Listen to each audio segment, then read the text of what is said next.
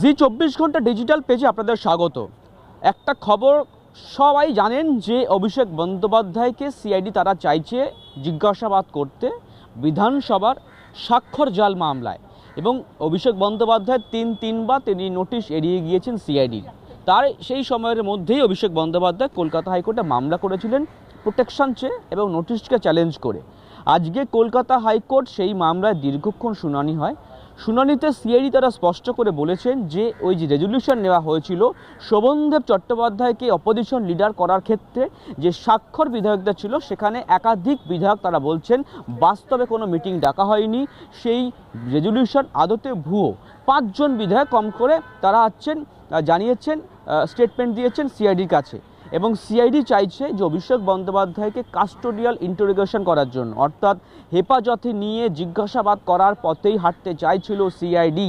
তাই তারা বারবার ধরে অভিষেক বন্দ্যোপাধ্যায় যে প্রোটেকশন, তার জন্য তার বিরোধিতা করেছে কলকাতা হাইকোর্টে।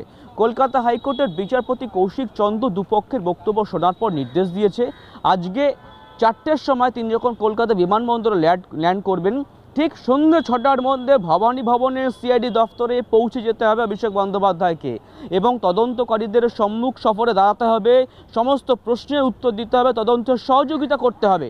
কিন্তু অভিষেক বন্দ্যোপাধ্যায়ের বিরুদ্ধে কোনো কড়া পদক্ষেপ নেওয়া যাবে না। আগামী 2 সপ্তাহের জন্য কিন্তু সেই প্রাথমিক রক্ষা কবচ দেওয়া হয়েছে। এই সময়কালের মধ্যে সিআইডি তারা চাইলে যে কোনো ব্যক্তিকে জিজ্ঞাসাবাদ করতে পারেন, অভিষেক বন্দ্যোপাধ্যায়কে একাধিকবার জিজ্ঞাসা করতে পারেন, তারা তল্লাশি করতে পারেন, কোনো বাধা নেই, কিন্তু গ্রেপ্তার করা যাবে না, সেটা স্পষ্ট করেছে কলকাতা হাইকোর্ট।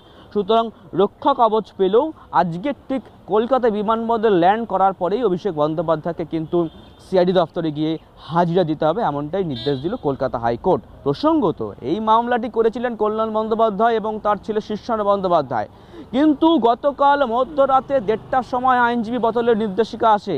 তাই কল্যাণ বন্দ্যোপাধ্যায় এবং তার ছেলে শীর্ষেন্দু বন্দ্যোপাধ্যায় তারা এই মামলা থেকে সরে গিয়েছেন, এবং তারা বলছেন যে অভিষেক বন্দ্যোপাধ্যায় মামলা তারা করবেন না, কিন্তু তার জায়গায় অন্য আইনজীবী অয়ন ভট্টাচার্য তাদের সওয়াল করেছিলেন। কিন্তু অভিষেক বন্দ্যোপাধ্যায়ের যে প্রাথমিক গ্রিভান্স ছিল তা তারা এনে দিয়েছেন, অর্থাৎ রক্ষা কবচ। তাই আজকে রক্ষা কবচ নিয়ে অভিষেক বন্দ্যোপাধ্যায় সন্ধ্যে 6টার সময় সিআইডি দফতরে যাচ্ছেন। দেবাশিস চন্দ্রের সঙ্গে অর্ণবংশু, জি 24 ঘন্টা, কলকাতা।